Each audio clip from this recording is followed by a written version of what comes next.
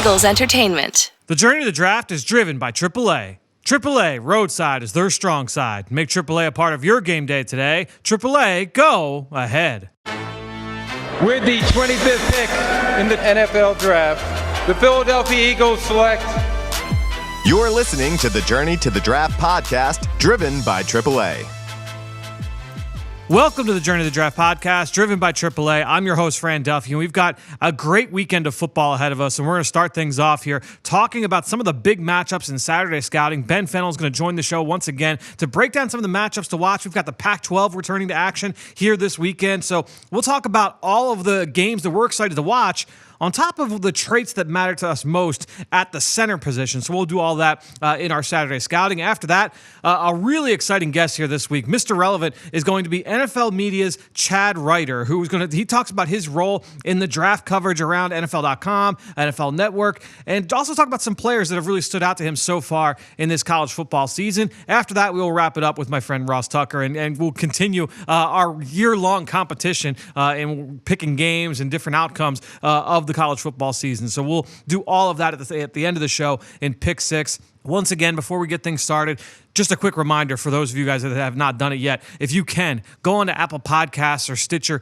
leave us a rating, leave us a comment. It's the best way to boost our show up the rankings and make it more visible to others that are looking for those NFL draft podcasts. So if you like what you hear on the show, doesn't take long. You can jump on, leave a rating, leave a comment. If you happen to leave a question, we'll answer it here on the show. We do it every single week. Thanks so much to all of you that have already done that, and those of you who are planning to. Really, really appreciate everybody who can throw us your support. That being said, let's jump into it now. It's time for Saturday Scouting.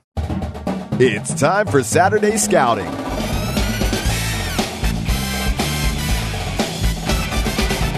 All right, let's take a look at some of the matchups here for this week with our friend Ben Fennell. Ben, Pac-12 returns this week, but I'll go off with our first matchup. And before we get out west, we got a big one, obviously. Number 1, Clemson. Number 4, Notre Dame. A big matchup I'll be interested to talk about after the fact is going to be Clemson running back Travis Etienne against Notre Dame, that front seven, and the big guy that everybody keeps talking about. He's been mocked to the Eagles numerous times all over the internet. And that's Notre Dame linebacker Jeremiah Owusu-Koromah. With what both guys have done in the passing game and can do in the passing game, I think this could be really interesting. You know, you look at Etienne and how he's been featured through the air this year, vertical routes, flexed out wide. I got to think that Owusu-Koromah is going to be a big factor in trying to limit his production through the air. And then obviously, look, when Etienne can bang it between the tackles, I'm interested to see what Owusu-Koromah can do in that department as well. So this is going to be a really interesting prospect, one that when people are evaluating the tape of both of these guys, they're going to be looking at this game. So a little interesting one-on-one matchup just to kind of keep an eye on here. Yeah, Travis Etienne actually leading the country in yards after catch by 99 yards more than the next wow. best receiver or running back, which obviously running backs are given more opportunities in the screen game, but 16 yards after catch per reception this year. Wow. So going to be really interesting if they have a little showdown in space to see if Owusu-Koromah can hang with the speed and athleticism of Etienne, who's been so elusive in the open field. All right, Ben, so who's a matchup that you're excited to see here? Well, I'm going to stick out here in the Pac-12 with them returning to action. We'll go way out to the Pacific Northwest, Oregon State, Washington State, a really good tackle pass rusher matchup here. Hamilcar Rashed Jr. out of Oregon State, massive year last year, 22 TFLs, 14 sacks. He was a first-team All-American. Really athletic player. He's a little undersized by NFL standards, but has great athleticism. Reminds me a lot of Josh Allen coming out of Kentucky, who was a first-round pick to the Jacksonville Jaguars. And he's going to be facing Abraham Lucas, left tackle at Washington State, who's a really interesting player. Seems like it's him and Walker Little with the cream of the crop at left tackle now, with Penny Sewell opting out of the season. So it's going to be a really interesting matchup, both with NFL pedigrees. Yeah, I think that's going to be a really interesting matchup. We're going to talk about it a little bit later, and I'll give our listeners an idea of how I feel Rashed is going to fare in this matchup. Let's get to the next one here, and I'm going to stay out west with you. USC against Arizona State, and we will be breaking this game down as well later with Ross Tucker. And we'll be talking about these two receivers for USC. Tyler Vaughn, the guy who's played inside and outside throughout the course of his career, really shifty player, to give fans kind of a picture of him. I kind of talked about him last year as a poor man's Jerry Jeudy coming out of Alabama. Similar kind of skill set. Obviously not quite the player that Jeudy was, but similar type of skills. And then you look at Amon-Ra St. Brown. I know he's a guy that you have studied. I have not studied him, but with Michael Pittman leaving, going to the NFL, a lot of targets available in that offense. I'm excited to see what this USC pass game can do. Going up against Arizona State, it's a pro-style defense. It's a pro-style program, really, when you look at all the guys on both sides of the ball that are running that team. I think when you look at Jack Jones, the corner for Arizona State, he is undersized. All right, he's 5'9", about 170 pounds. I mean, he's small. But this guy is a really, really interesting player. I mean, you talk about his ability to mirror and play in press coverage. He can click and close from off coverage. His reaction quickness and man-to-man is really good. Really just a fluid athlete. Really competitive and chippy. I mean, this is a guy that, to me, like I wrote down Pac-Man Jones when studying Jack Jones. I think that he's got that kind of ability to stick in the league, play primarily in the slot, but he plays outside. So seeing him matched up against these USC receivers is a game I think a lot of people are going to be watching when they evaluate Jack Jones. Yeah, and they know him pretty well, being a USC transfer. Arizona State has a lot of experience on the back end. They have Chase Lucas at the other cornerback spot. And an interesting nickel safety position, Ashari Crosswell is a guy who's gaining some steam in NFL scouting communities. He's got 6 picks and 19 PBUs over the last 2 years, 3 forced fumbles last year. He's kind of a feisty player. Yeah. But we're going to stick there in the Pac-12. Might as well round it out. UCLA running back, receiver, hybrid, do everything, gadget player. Demetric Felton is one of my favorite players in college football. He's 5'9", 189, was a dual threat kind of quarterback in high school, then was a receiver prospect coming out, was a 4-star, goes to UCLA, and then all of a sudden they play him in the backfield in 2019, but they use him as a receiver out of the backfield, very much like a Tariq Cohen or a Tyler Ervin style of player where you really just want to get the ball in his hands. And it could be a really tough assignment for Colorado linebacker Nate Landman, who's a big physical player. He's every bit of 6'3", 230, big frame. He wears that neck board. He just looks like an old school Zach Thomas, Brian Urlacher type of linebacker. But he struggles with speed and athleticism. So I want to see if they can maybe get Felton matched up on him on third downs or maybe catch him in space in the pass game. That's a good matchup that I almost had used, actually. And I remember back at the Senior Bowl this past January, I talked with Davion Taylor, the Eagles' third-round pick, about Nate Landman. And he told me, that he was going to be the leader of that defense this year. He was a leader this past year. He was a leader his sophomore year. So he brings those intangibles, that football character that you're certainly looking for at the linebacker spot. A guy that could lead in a lot of different ways. Davion really spoke very highly about Nate Landman. So interested to kind of see him in that matchup as well. Like I said, nearly used the same one for my second one. All right, let's get now into our mock draft roundup, where every single week we pick a mock draft and look at who they've got the Eagles selecting and who else is kind of going in that area. This week, we're going to talk about a guy that we had on the show last week, and that's Joe Marino from the Draft Network. He's got the Eagles picking 19th overall. So as always, we'll take a look at the 5 picks beforehand. And he's got 14, the Denver Broncos taking Ohio State corner Shaun Wade. At 15, he's got the San Francisco 49ers selecting another corner in Georgia's Tyson Campbell. 16, the Miami Dolphins taking Oklahoma center Creed Humphrey. 17, the Las Vegas Raiders selecting edge rusher Kwity Paye from the University of Michigan. And then 18, the Chicago Bears selecting quarterback Zach Wilson. Ben, what are your takeaways there from those first 5? Yeah, a couple interesting picks. I'm assuming Zach Wilson is probably QB4 on the pecking order, and Chicago hitting reset with the Mitch Trubisky and Nick Foles era there in Chicago. And Kwity Paye just seems like a Raider-style pick. He's just a hybrid pass rusher. It seems like he's going to fit really well in the silver and black out there. Creed Humphrey plugging into the Dolphins. They took a bunch of offensive linemen last year, and Solomon Kinley and Robert Hunt, hoping to get who's the USC kid, the left tackle. Alex Jackson. Yeah. Was it Jackson? Austin Jackson. Austin Jackson. There you go. Yep. Austin Jackson trying to get a good offensive line for Tua Tagovailoa in front of him. And, Tyson Campbell just seems like a Niners type of pick. No question. A tall, long bail, cover 3 corner to play out in that scheme. I love that. Of those 5, the fit there with Tyson Campbell and the 49ers really makes a lot of sense. I think Zach Wilson is pretty scheme diverse. I think he can kind of go anywhere, but I think you look at Tyson Campbell, that's a guy that certainly makes a ton of sense there. Let's go now to the 5 after the Eagles. You look at the 20th overall pick, the Cleveland Browns taking edge player, Michigan's Aiden Hutchinson. I think that was the pick in the mock we did last week from Eric Edholm as well. 21st overall, the Jaguars taking a tight end here in Pat Freiermuth from Penn State. 22, the Colts taking Alabama wide receiver Devontae Smith. 23, the Tampa Bay Bucks selecting defensive tackle Jordan Davis. And then the Baltimore Ravens adding more speed at 24 overall, taking wide receiver Rondell Moore from Purdue. What are your takeaways there, Ben? I think Freiermuth's more of a day 2 player, kind of in the ballpark of where Cole Nett went to the Bears in last year's draft. I think it was late 2nd round, if I'm not mistaken. I think so, yep. Jordan Davis, big interior defensive lineman. Interesting to play him with the Bucks, who just took high draft capital to take Vita Vea there. Good run defense team, but I think Jordan Davis is much more of an early day 3 player, considering how limited he is in contributing to the pass game. And Rondell Moore, one of the most prolific players with the ball in his hands in college football. Really interesting to plug him into that Ravens offense with, Hollywood Brown, Lamar Jackson, and give him yards after catch opportunities and that RPO kind of based offense. That's a really interesting player to add to an already dynamic group with Duvernay and James Prochet and all that speed out there. J.K. Dobbins. Rondell Moore, who looks like a thick, kind of smaller slot receiver, ran official 4.33 in high school. So this guy has legit speed. Just hoping the injuries in college hasn't set him back. Yeah, I think you're looking at a similar kind of player to pair with Marquise Brown, who obviously, look, the production has not been there, but we know the threat that he can be. So, putting those 2 guys on the field together just gives, a little bit more juice to an already juiceful offense there in Baltimore. Let's go to the Eagles selection, 19th overall. We've got a repeat, man, from last week, because Eric Edholm from Yahoo, he also had the Eagles taking linebacker Jeremiah Owusu-Koromah.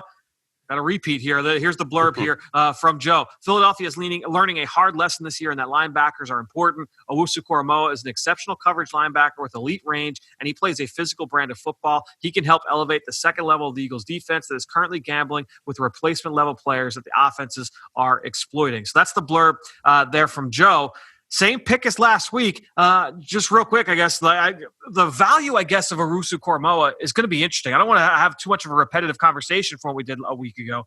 But, looking at that kind of a player, a lot of those guys went, day 2. Even though you go back to Miles Jack, like he goes early day 2. I know the injury was involved there. I'm just interested to see if a guy with this skill set ends up in round 1.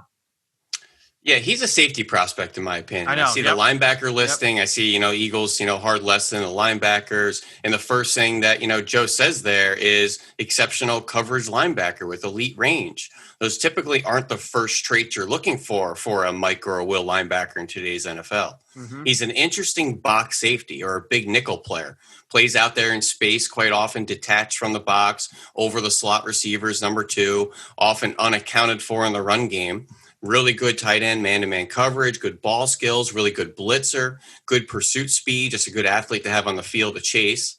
What don't I like? He's a little undersized to play in the box, lacks some power and functional play strength at the point of attack. I'm actually watching him against Michigan right now last year, watching tight end Sean McKeon block him, in the alley, and he just can't get off his block.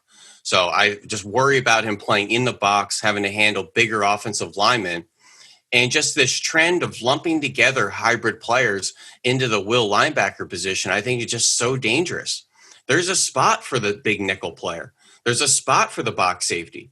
I mean, our own Malcolm Jenkins played over 1,000 snaps for 6 straight years in that position. Yep. He is literally exactly what I want to replace Malcolm Jenkins' role in the Eagles defense. So I think he's a great fit. But I think the conversation about usage and positional designation, I think, is just getting started with a player like this. I think it's going to be a really interesting discussion. He's an underclassman, so we don't know if he's going to declare. But have you done him yet? Like, where do you kind of see him fitting, or maybe plugging and playing at the next level? So I did him from 2019, and I haven't done this year's film yet. To me, when I watch him, I kind of see, we've had this discussion about those halfway players, man. He plays essentially in the slot, a good chunk of the time. He'll play stacked, but mostly to the field. He'll play over the number 3 receiver, sometimes over number 2. And I think at 6'1", 220, I don't blame you for having him in the safety spot. I mean, he was a safety coming out of high school. He was ranked as a safety by most services, obviously listed as a linebacker, meets with the linebackers. I'm interested, man, because I think when you look, he's got certainly the athleticism is intriguing, but you talk about the ability to get off blocks, the ability to play through contact. Receivers and running backs got the best of him, in those one-on-one kind of matchups. He got stuck to blocks at the point of attack. Not a guy that you would say is an overall like a vicious or a physical tackler one-on-one, inconsistent technique. He lacks that pop on contact, missed a lot of tackles from games I watched last year, but with what he can do in the passing game, I get it. I get that that's the value. I think that's going to be a really interesting discussion with this kid. And again, that's based off of 2019. I'm interested to dig into the 2020 film and see if I see something a little bit different. But there's certainly, like I said, one of the more intriguing players that we will be talking about for a long time here on this show. So I think a lot of fans point to other case studies like, oh, well, Fred Warner did it at BYU. But it's important to note Fred Warner had better size. The first thing I noted in Fred Warner's evaluation, the ability to get off blocks in a variety of ways. He played in the box quite a bit at BYU, also detached in that same way. But I had a number of times him getting off blocks of pulling guards, tight ends, players out in the alley and receivers where he would just bully. There's a reason why Darren Lee was in the same position, was a first-round pick, a 4-4 linebacker. Everybody's salivating and saying, this is exactly what the NFL wants at linebacker, explosive speed. And he's out of the league. And I think he's actually on a practice squad right now, just barely hanging on to a career. Why is that? Why could such a freak player of athleticism at the linebacker position not figure it out? Because we took somebody that played this hybrid role and said, go play will linebacker. And he struggled. And it's such a dangerous trend for scouts to take and lump together these undersized defensive ends, a.k.a. Hassan Reddick, oversized safeties, for lack of a better word, Darren Lee's, and saying, you know what, everyone go to the will linebacker spot. It's just a very dangerous trend that I see, and it's a bit of buyer beware, on just lumping together those players. And to your point on Fred Warner, I mean, Fred Warner, while he lined up in the slot, I mean, he was a 3-4 outside linebacker. Like, that's what his role was in that. He was a 3 when they played base. I mean, he was an odd front outside backer. He'd play over the tight end. He'd play over tackle. He was having to deal with contact on a consistent basis. And since he played to the field, against 3-by-1 sets, he would move out over to the slot, and you would have to see him play in space. But that wasn't like what he hung his hat on. And so that, to me, that's why I had a little bit more faith, as you did as well, about his ability to transition to a more off-ball role in the NFL, more traditional role. It's going to be a transition. It's going to be you're going to have to take your lumps early on. We'll see. It's going to be, like I said, it's a very interesting player to talk about here over the next few months. Let's now get to our Under the Hood segment here, where every week we pick a position, we pick 3 factors or traits that really mean most to us when we're evaluating it. And you and I talked about it earlier this week. Said, what position do we want to do? And we kind of settled in on center. I thought it was a good idea on your part. So let's talk about centers. I'll let you start things off here. What's the number one trait that you're looking for at the center position? Well, the first thing I'm going to need is mental processing and football intelligence. You're pretty much an extension of the quarterback position and the coaching staff, on the field there. You're setting protections, you're identifying threats, you're making adjustments. I mean, you just have to think of how many centers are taking the pressure and the mental down stress off the quarterback position by, also setting the protections and identifying mic points and adjusting the run schemes. You just have to really be able to process things on the fly, not only in the huddle, pre-snap, post-snap, on the move. We just obviously need somebody with great football intelligence. You need to be smart, quick-minded, book smart. Mental mistakes at this position, Fran, will doom an offense. They'll doom a play before it even has a chance to start, before you even have a chance to lose physically. Mental mistakes starting from the inside out, and that's the center position, will kill teams. So you got to be obviously an elite player with mental processing and FBI. It's my number one trait as well. And the big thing is, and I think a lot of people, I've heard from some people that listen to the show and they'll say, like, man, it's interesting that when you guys do these segments, you talk so much about the off-field traits at these positions and why they're so important. And to me, I think that's a big part of the entire puzzle when you're looking at a lot of these players. And when you look at center, mental processing. You look at who are some of the best centers around the NFL. You're going to see some guys like Jason Kelsey here in Philadelphia who are 6'2", 6'3", they're 295, 290. And then you see some guys who are 6'5", 335, and they all can have success. There's lots of body types out there. There's lots of ways that you can win at the center spot.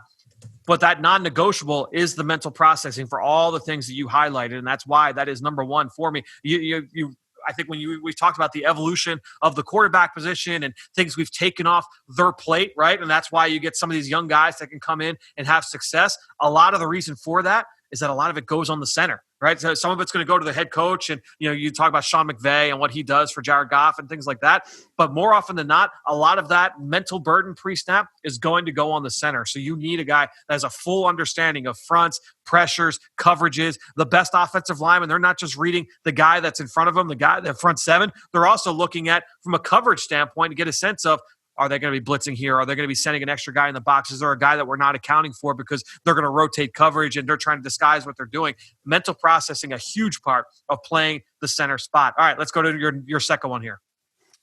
The second one I'm going to go with, and it's kind of an interesting philosophical discussion about the player profile and the trait profile of the center position, whether you want, a traditional kind of fat guy up front or one of these undersized athletic guys. Yeah. And I lean more towards the athletic, flexible, quick-footed guy at the center position. And here in Philadelphia, we have a pretty good one, Jason Kelsey, that early in his career, a lot of people didn't think he was suited to play center, play offensive line in the NFL because of his lack of size. Literally to the point where he was on the hot seat for a full calendar year, whether, he could survive in the NFL. But the ability to climb to the second level, to reach block three techniques, the screen game in the open field, we've seen when you use him and use his skill set and put him in positions to be successful, his traits and, ability have a place in the NFL. And I think using that athleticism to go chase second level, defenders or, being quick footed off the ball, I think just gives your offense so much more play calling flexibility. And it's just an interesting evolution because in the 60s and the 50s, offensive linemen were pretty athletic. And there was a lot of sweeps. There was a lot of pulls. You're getting out to the alley. We all know the Packers sweep, obviously pulling centers and guards quite often.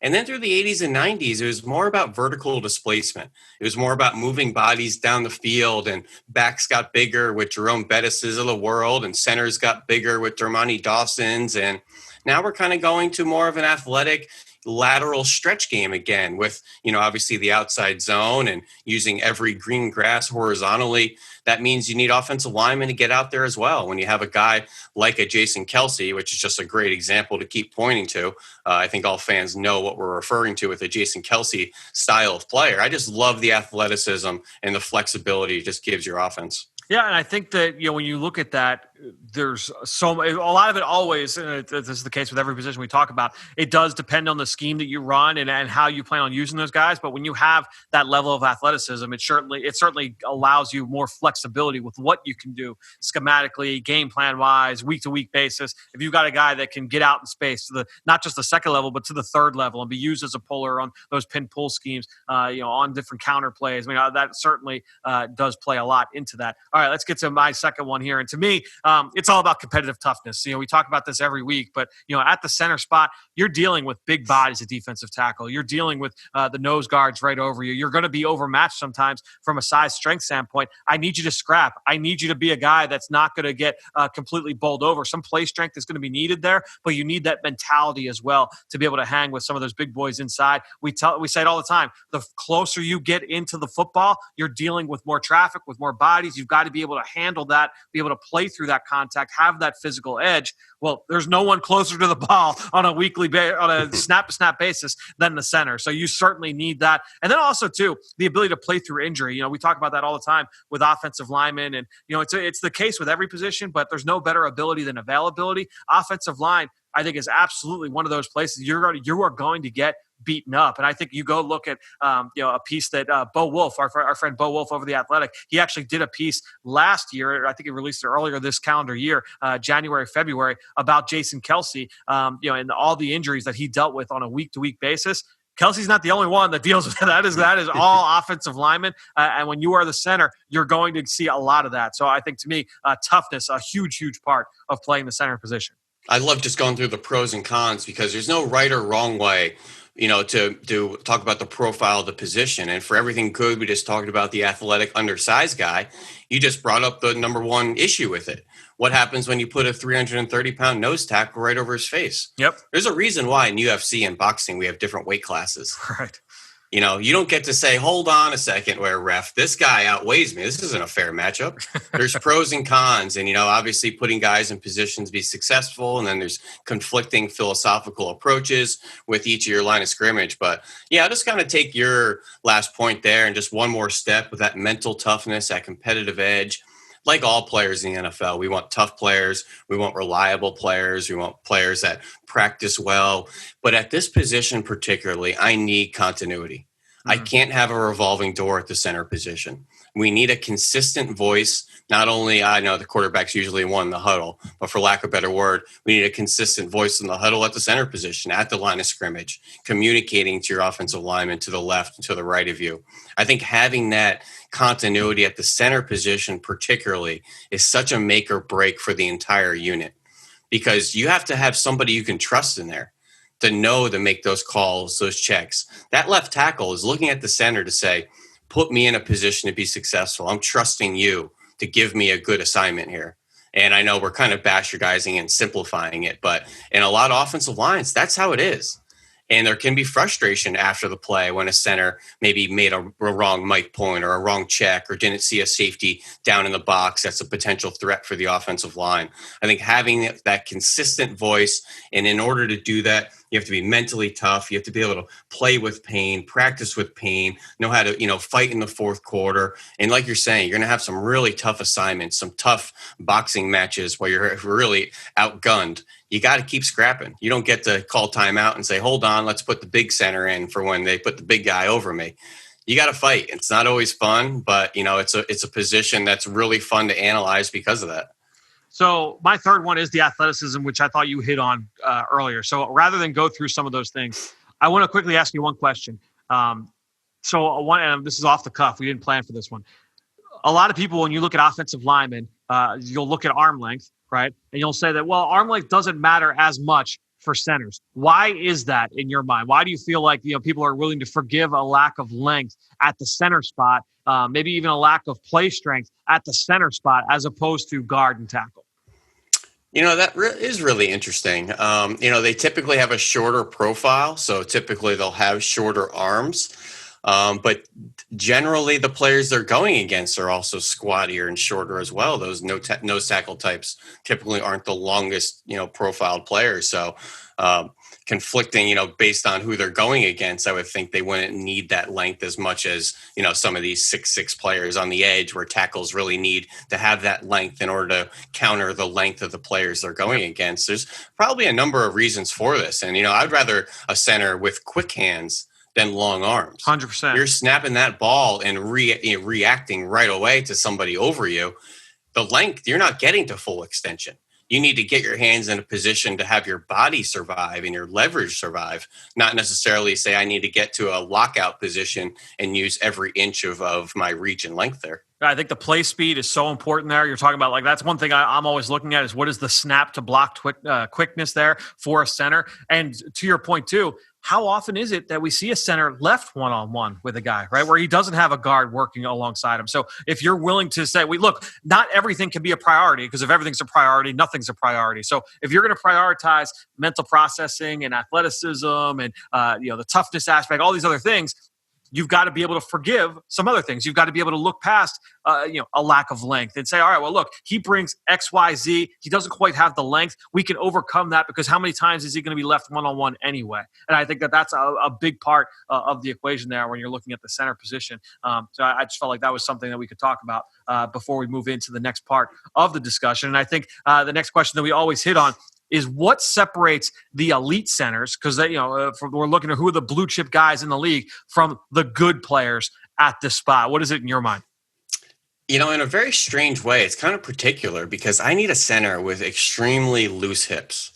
And I think it allows you to do a lot of things in combination with that athleticism we're talking about, from firing out and getting out of the blocks and being able to reach block 3 techniques, from reacting to TT stunts, from having your hips one side of this, facing one sideline, having to rotate them to the other side to pick up a twister, or, so many moving parts in the trenches there with your combo blocks where you have to react one way and then, block back on a little doodad or a combo block the other direction. We've seen Kelsey so many times literally have to get skinny in the hole to get out on a screen pass and then get into a full sprint and then react to a moving part out in the perimeter. All that is just lower body flexibility, lower body looseness, and a lot of that just goes with your hips. It's not a position you typically look at those and say, oh, that player's got some oily hips. It's typically reserved for the cornerbacks of the world and all those fun Mike Mayock draftisms we've picked up over the years. But, collectively just thinking about that, that's what I like out of all the elite centers in the NFL.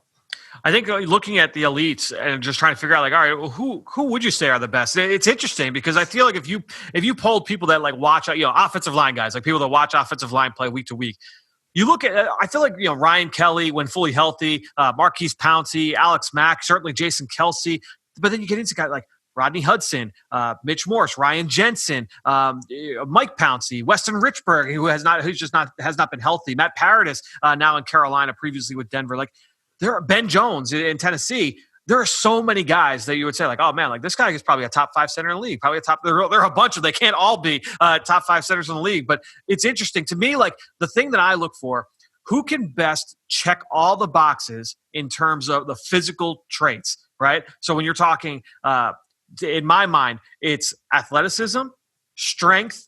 So the ability to hold the pocket against a bull rusher, and then power, the ability to displace guys one-on-one, move people against their will. The guys that can best check those 3 physical traits while still bringing the stuff that we talked about in terms of that snap to block quickness, the mental processing, the toughness.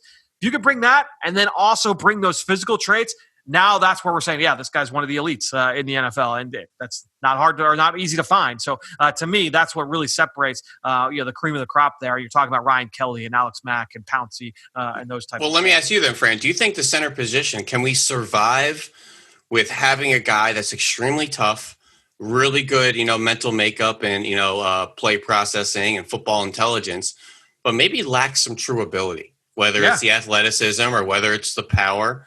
But you're so smart, you're so tough, you're so reliable. It's very much like a Ryan Jensen in Tampa Bay. Yeah. Who I'm telling you, you see this guy without pads in the airport, you're like, this guy's a professional athlete. He's just a little frumpy looking. He doesn't have, a great looking body. He's kind of squatty. He's a little thick in some bad places. This guy is tough as holy hell, smart as holy hell, reliable as holy hell. Now, he's powerful, obviously. I'm not saying he doesn't have an ability. He's tough as nails, yep. Yeah, but he just doesn't have any of those elite, traits, I think, as far as the on-field ability where you're like, oh, okay, he's one of the best centers in the league because he has this. No, Ryan Jensen is one of the best centers in the league because of all those things. But, just kind of fun to look at the different profiles at that position. Yeah, I think like you could definitely get by. That's or Ryan Jensen. I might have said Ryan Kelly there. No, you said Ryan Jensen. But even like just looking at Austin Blythe, right, with the Rams. Look at the Ted Karras with the Dolphins, previously with the Patriots. Brandon Linder in Jacksonville. Weston Richburg. Chase Roulier, like Matt Skura in Baltimore, one of the best. That's why, like, you look at these guys, they're not like super physically imposing. And it's funny. I've talked with a lot of guys that watch offensive line play on a week-to-week basis and say, like, hey, what do you think is harder to find? Is it harder to find a really good guard, or is it harder to find a really good center? I'm telling you, the guys that I asked that question to this offseason split, like right down the middle. I think it's a really interesting discussion. That is kind of fun. I don't think the average fans know who the best centers in the league are. Right. I think we know the household names, the Pounceys and Kelsey. Like Ryan Jensen's probably wouldn't be a top 5 name at center, or Matt Skura. It's very much like the nickelback position. I was just talking with a buddy, and like the elite nickels aren't household names. Like nobody knows who Kenny Moore is for the Colts, one of the best nickels, or Brian Poole, or even Mike Hilton for the Steelers, one of the best blitzing slot players in the league. Just interesting positions that don't typically have a lot of household names. These guys aren't on your fantasy teams, but you have to watch the tape and really watch them on a down-to-down, week-to-week basis to appreciate it. No question about it. It's a really fun conversation. And real quick before we close the book on it, who are the centers in this class that you feel have really caught your eye and where you think like this guy's got the ability to be a future starter in the NFL? It's a good year for center. I see a lot of intriguing guys. You go out west, look at Drew Dahlman out there at Stanford, it looks really good. Landon Dickerson, Alabama, the Florida State transfer, has starts. Left tackle, left guard, center, right guard, right tackle. She just loved that at the center position. Right. A guy that understands every position because he's been there. You got Alec Lindstrom, brother Chris at Boston College. Obviously we know Creed Humphrey at Oklahoma has been getting first round buzz for like 2 years now. Really fun group. Jimmy Morrissey at Pitt. Tons of ball. He's a guy that doesn't have a whole lot of redeeming traits or qualities. He's probably a day 3, an undrafted guy. He's a guy that I would peg to go, he might make a team because he's so smart. He's so reliable. He has some positional flexibility. Just real fun to kind of go through all these different bodies and types, especially at the college football level and projecting to the NFL level. Yeah, I think when you look at Lindstrom, he's the guy that really has piqued my interest. But I think when you look at both Creed Humphrey, I would throw Josh Myers from Ohio State into that group as well. I think you're checking a lot of what did I talk about? The guys that can check a lot of boxes from a physical standpoint. I think Lindstrom, Humphrey, and Myers, all three of these guys, I would say that solid to good athletes, certainly functional athletes, and then also really strong, immovable anchor, tough to really push back into the pocket. They're not extremely powerful, but you talk about those 3 boxes. All 3 of those guys check 2 of the 3. So I'm looking at all right, this is something I could definitely work with. I thought Lindstrom really reminds me of a Rodney Hudson. Humphrey and Myers I thought were really both very comparable to a lot of guys you look around the league right now. I'm excited about the center class overall, and I haven't watched nearly as many as you have. But I've done Drake Jackson from Kentucky. I think he's a really good player. I've done Morrissey from Pitt. He's a Philly kid. I think he's a good player as well.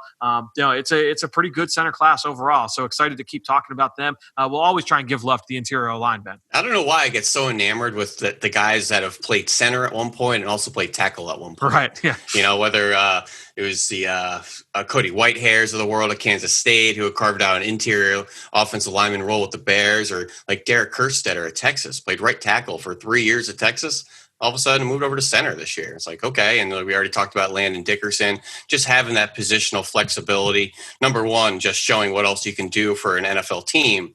But number 2, just understanding other positions as well, because you have been there. I just think just goes to the full package of what you can bring. I think it's really fun too, to look at the guys that were college tackles that people are like, oh yeah, he's a tackle, but we think he could be a center. And there are a lot of those guys. Even the kid that the Eagles just took out of Auburn, Jack Driscoll. There was a lot of thought he's a center down the road. There was talk about that with Jonah Williams. He was the 12th. Or Kansas left tackle Hakeem Adeniji just got his first start last week for the Bengals at left tackle.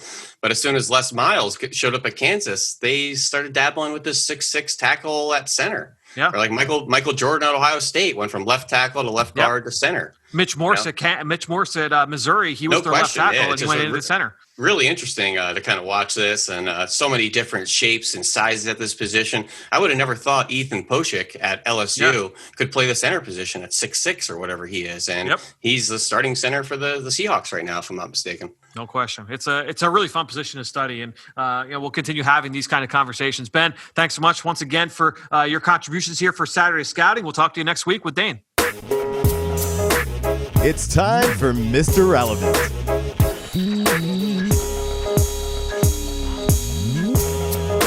Well, excited to welcome in this week for the very first time on the Journey of the Draft podcast, driven by AAA, Chad Reuter, who is a researcher and analyst for NFL media. You can follow him on Twitter, just like I have for years and years and years, and that's at Chad_Reuter. Chad, welcome to the show, man.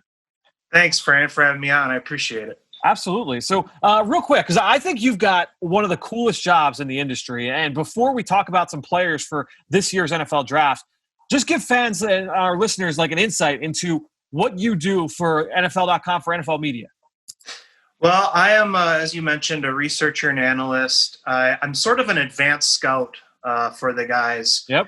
And the week after last year's draft, I start pulling up stories for next year's draft. I send a list. It's about 40 pages worth of draft stories to all the guys with the network and with NFL media, just so they kind of know a lot of the guys can start doing their research in the summer. We do a lot of long form pieces on NFL.com about special prospect stories. So I get that information to them, as soon as I can in May. And then over the summer, I'm just researching players, putting together a lot of information. You guys, if you watch the telecast and you see each of the guys on stage has a big binder full of stuff in front of them.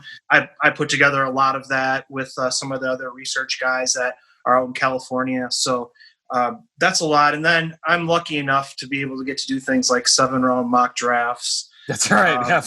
which people hate. I do draft grades, which people hate, but that's okay. It's fun. The 7-round mock draft's really kind of a puzzle.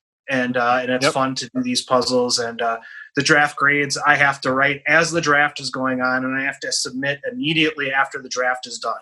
So I don't get any time to think about it. So it's just like what I want to say when I want to say it, and that's it. And so, but I get to do a lot of fun things. It's a great job, and I've been there this will be my 9th draft, I think. There, I've been following the draft for 20 years now. I'm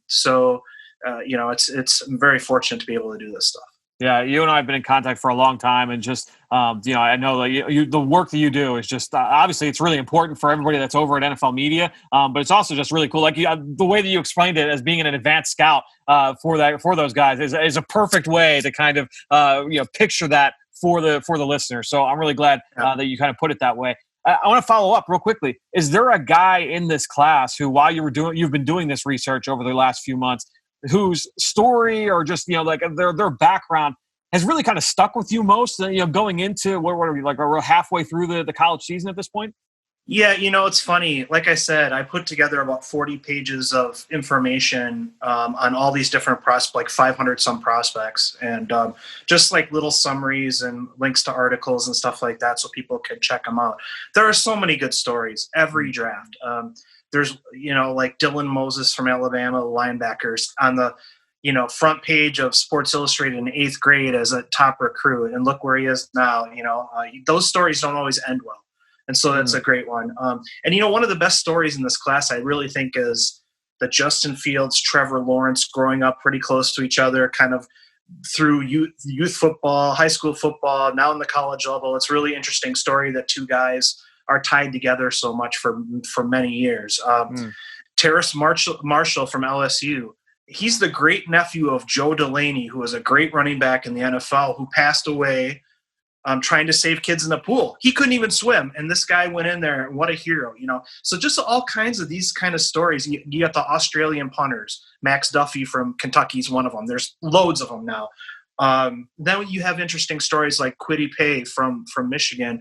His mom fled Liberia, So, I mean, there's just all these great stories, these backstories with these guys. And you see them, in the draft. I start that process in May and June, and they end up, during the draft in the following April. So it's really interesting stuff. Yeah, it's such a cool part of the job, just in terms of part of the whole process. What is it that brought you into doing that? Like, where did you get that drive to be able to kind of dive into these guys' backgrounds? Well, I haven't been called certifiably insane yet, but I'm making my way there. When I started doing this stuff, 20 years ago, that part of it really tried to set me apart from other people. I was doing stuff on my own for a few years, and I would put together, statistics and these kind of stories and package them together and send to teams. And that kind of got me on some people's radars. So that's something that wasn't being done as much as, in 2000, the internet draft game was just kind of starting up. And so, I was doing stuff. And so that just kind of became part of my shtick, I guess. And I put in for a research job with the network, and a year later they got back to me, and it's the way things go sometimes. You just have to stick with it. Sure. Well, let's get into some of these players, man. We're a couple months into college football. Like I said, who's a player that has really kind of caught your eye and made you think like, man, like, all right, like I need to do a little bit more work on this guy moving forward, because he's a guy that we're going to be talking about here in a few months? Yeah, and I think one of the top guys is Zach Wilson, who I have right over here. Right behind it went away now. But no, he's it's really fun. BYU, it's so funny with the way that things have worked out because of COVID. Some schools that started playing right away got their guys out there a little bit, and they're really taking advantage of that. Zach Wilson, BYU, is one of them, quarterback, who he's sort of, he's not the biggest guy, but man, he can hurl it. He sort of reminds me of Aaron Rodgers at this point in his life.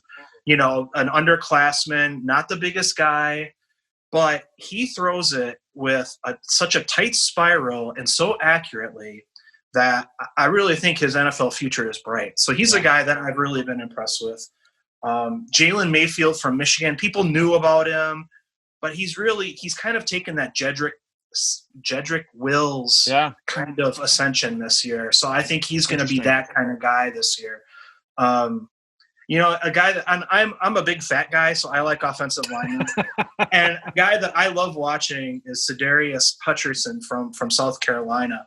Not only because he goes midriff, which is really, really, a strong look for an offensive lineman. Who doesn't love a midriff at the end of the day? Right, exactly. So, but he is athletic, he is tough, he is strong. He's all of that. So I love watching him. There's so many great stories. Jonathan Adams from Arkansas State. Talented guy. And again, one of these teams started playing right away in September, these Sun Belt teams, and they're getting some run because of it. Kylan Granson, the H-back / tight end from SMU. Yep. He's taking advantage of the situation too. Unfortunately, his teammate, Reggie Robertson, who's really came out strong, got injured, but he's going to be the next SMU guy in the NFL that people may not have really paid attention to, but he's a fantastic player too. So he was on a top 50 trajectory. Maybe now he drops a little bit because of the injury, but boy, just what a fantastic player. So there's tons of guys. It's just great to have college football, period. No question. And you talk about Zach Wilson at the top there and comparing him to Aaron Rodgers. Yeah, I mean, you've been doing this, like you said, you've been almost a decade with the network. You've been covering the draft for 20 years. So looking at it from that standpoint, I love talking with people and getting those kind of, you get the player comps all the time, but in terms of a story and a profile, I think you bring an interesting element to those player comps. And certainly when you look at Zach Wilson, I mean, it's tough not to see that kind of comparison to an Aaron Rodgers. Right. Making that comp to an elite player. Yeah. I mean, it's worth it. It's limited in the scope of what I saw at Cal with Aaron Rodgers and what Wilson's doing now in terms of he's in the pocket. He throws it accurately all over the place. Every time. Yep. And people, when Rodgers came out, this is a benefit of being old, as you remember what people say when people come out, right? People say, he doesn't have that good of an arm. Well, I wrote that was garbage at the time, and we've seen as he's gotten older, his arm's gotten stronger.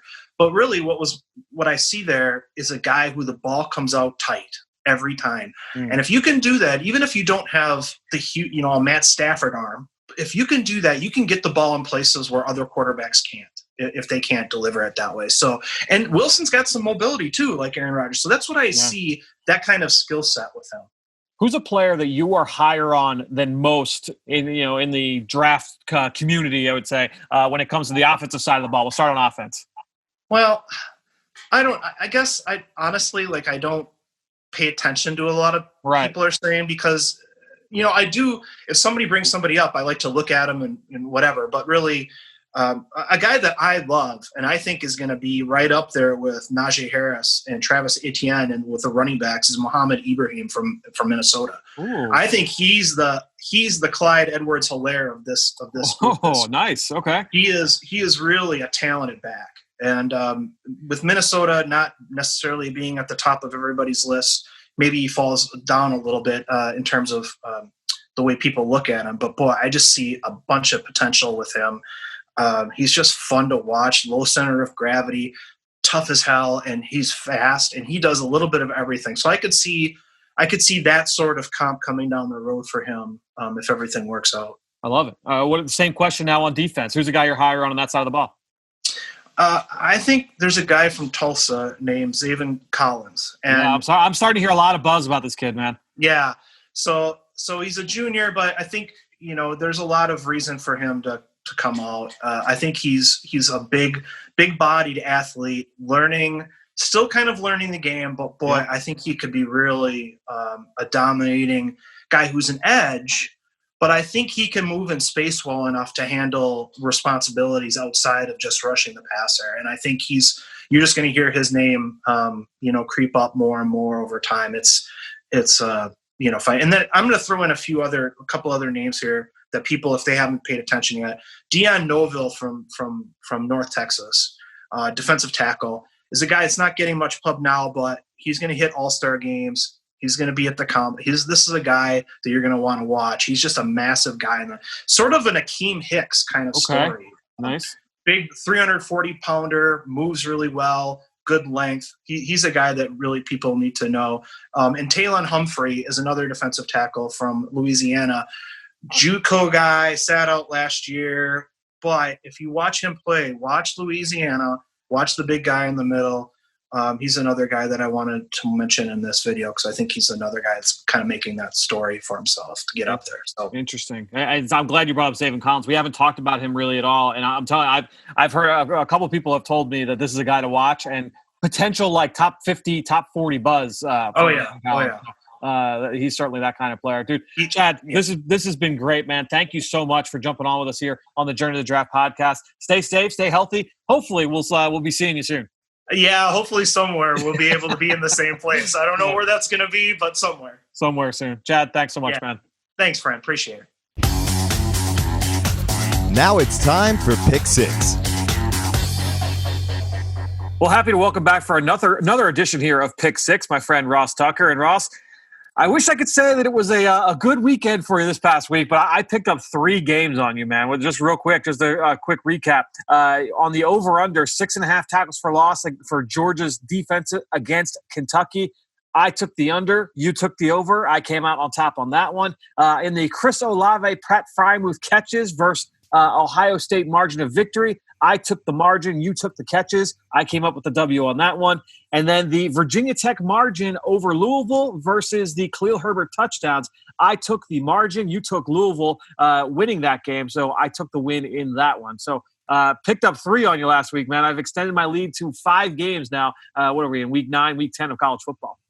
Yeah, I knew when Virginia Tech beat Louisville, I knew I was in trouble there. I knew I was in trouble in the Penn State game.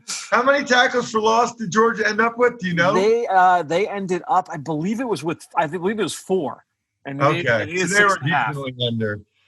I stink. All that means I'm going to be awesome this week. That's all right. That means is this is going to be my week right now. It's a progression back to the mean. Well, let's get to the start here. I wanted to focus mostly Pac-12 here with the return of the Pac-12 this week, but a couple of big ones here that I wanted to hit on, and I'll pick them to start. In the SEC, big one here, Florida versus Georgia. This is essentially an SEC East title game here. Interested to get your thoughts. Who do you like here, the Bulldogs or the Gators? So should be an awesome game, and it's cool because I really went back and forth on this one. I could go either way. Florida, I think, has the better quarterback with Kyle Trask. We all know Kyle Pitts, the Philly kid, how good he is. But Florida's defense has been disappointing this year. Georgia's defense, I know Bama scored some points, but Georgia's defense is nasty.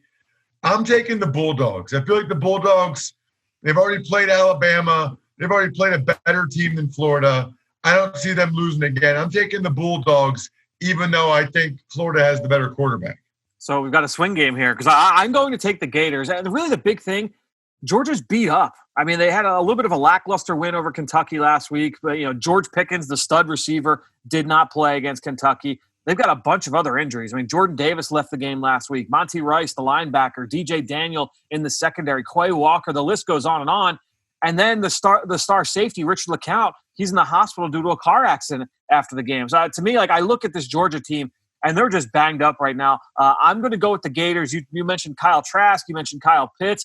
I'll talk about Kadarius Toney. I mean, he got unleashed last week against Missouri. We had Dane on earlier this week. Dane Brugler talked about Kadarius Toney and what he was able to do both as a runner and as a pass catcher. This guy is dynamite personified. And then you look at Bretton Cox, another guy that we talked about earlier this week on the show. Bennett talked about him, and this is a guy that's returning to play his former team on the defensive side of the ball. You know that he's looking for some vengeance. I'll take the Gators here in that matchup, which should be a fun one. I'm excited for that one. It's, again, essentially a SEC East title game. The winner of this game very likely to go to Atlanta to face the winner of the SEC West. Let's now go to arguably the biggest game of the weekend, and that's number 1 Clemson against number 4 Notre Dame.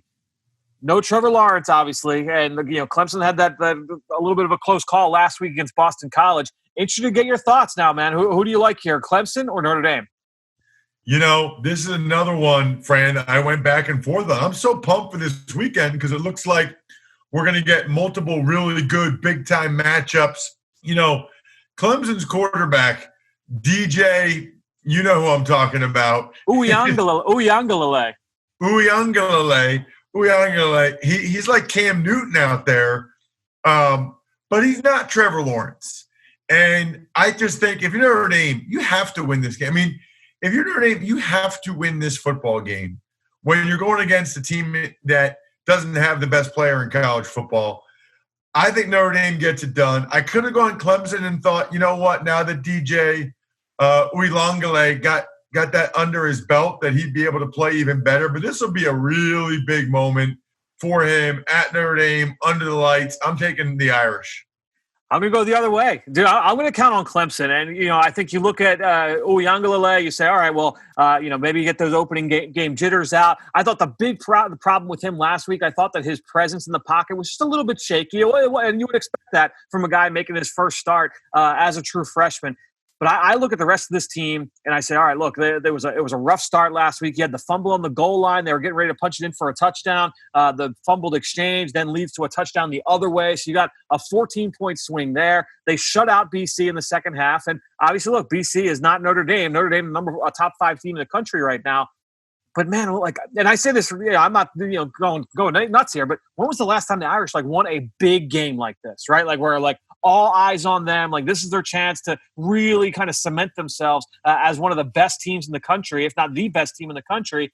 I'm gonna put my money on Clemson here. I just feel like with what they've done, even without Trevor Lawrence, I feel like they'll ride DJ Uyangalele, Travis Etienne, those stud receivers. I'm going to look here to Clemson, and I think that's the team that comes up with the win. All right, let's go to the next one here. Now, the rest of these will all be Pac-12. We're going to go with an over-under. 0.5 interceptions for Washington corner Elijah Molden. Now, real quick, just for some background, Elijah Molden initially did opt out for the 2020 season, but once the Pac-12 said they were coming back, he said, hey, I'm throwing my hat into the ring. He is going to come back, and he is going to play. I think when you look at Elijah Molden, the big thing that you see with this guy is that he is a really physical, instinctive player, 5'10", 191 pounds. He's going to be a 2-year starter now at this point. He's been playing almost since day one. And, one of the more impressive players that I've studied in the secondary so far in this class. Ross, interested to get your take. Do you feel like Elijah Molden gets a pick in this game, or do you think he's shut out? Picks are hard, man. I mean, picks are really hard. I would almost always go under on a guy to get an INT. I mean, a lot has to go right for you to get one. So I'll go under on the look. I know he's a great player. There's a chance he gets one. But look, even if you have an awesome year, 6 picks in 12 games, right? So I'm going to say first game, no. I think it's probably the easy way to go. And this was probably kind of a slam dunk one in terms of trying to gamble against that. I'll look at Molden, though, and he is a fun player. He does, by the way, play for fans that are going to be watching the game, for listeners. He is a guy that's going to play mostly in the slot.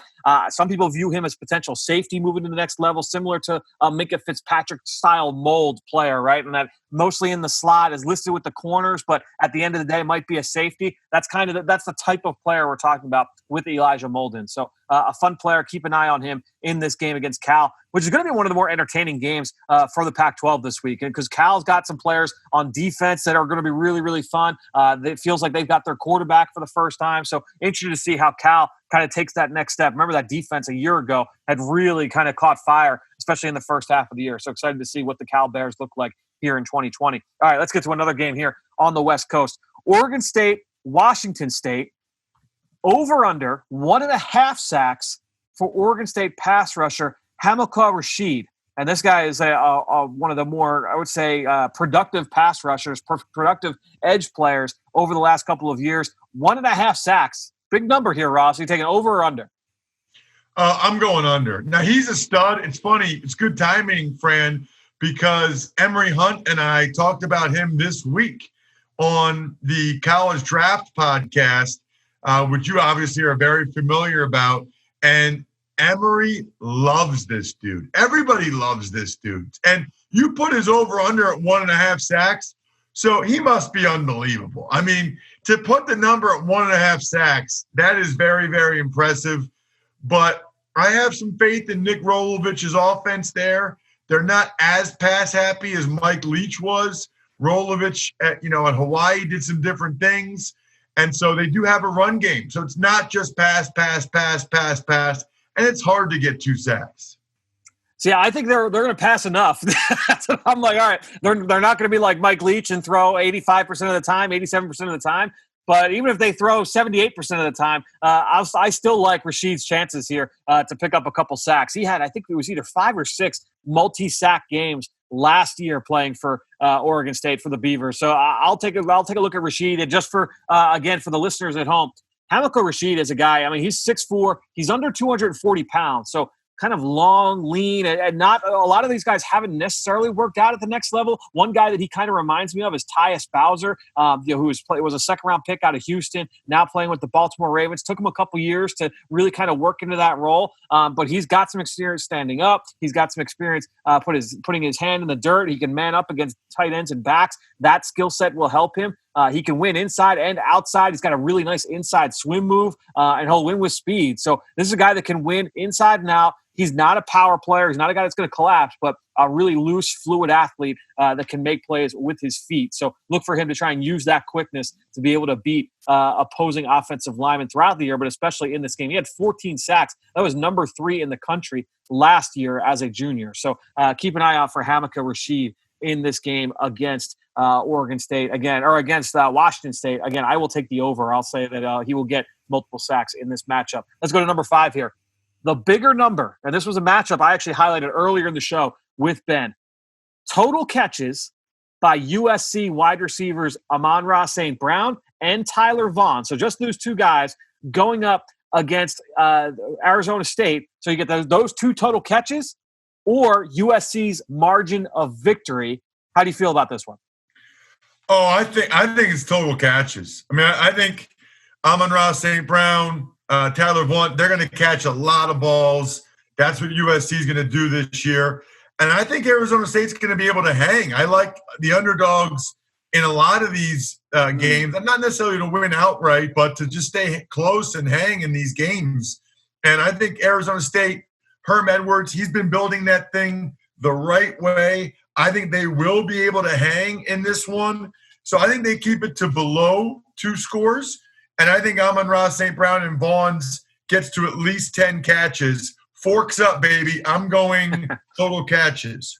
See, I love the Arizona State program. You know, Herm Edwards, they've got a lot of NFL guys around that program. They're clearly building things going in the right direction. But I look at USC and it's like, all right, they come in, and last year it was a new offensive coordinator. You didn't quite know who the quarterback was going to be. You had injuries all over the place. And they were still, I mean, they were a very formidable group offensively. Then defensively, they were a mess last year. Now, they are missing a couple players coming into this one on the defensive side, but I feel like they've tried to, fix what's going on over on that side. And then you look at the offense. It's year 2 with Graham Harrell, the offensive coordinator and play caller. It's year 2 now with that quarterback. They feel really good about Keaton Slovis. You look at these other receivers with the numbers they were able to put up a year ago. I'm actually going to take the USC margin of victory here. I feel like USC is a team that, I don't want to say a sleeping giant because I don't know if they're quite there yet in terms of the defense to the level that we expect from USC of yore. But I think that ultimately the Trojans kind of get a big win here in this game. So what do we got? We got four games where we went opposite here. It should be a fun week. A chance here for you to gain some ground on me in the overall season. Now, last one here. Let's just pick our upset special. Who's one big team you expect to kind of shock us here this weekend? You know, I had a couple different thoughts here, Fran. I could have gone with Syracuse over BC after the emotional letdown, but I'm going to go instead with Liberty. Liberty is good. Yeah. Liberty is undefeated.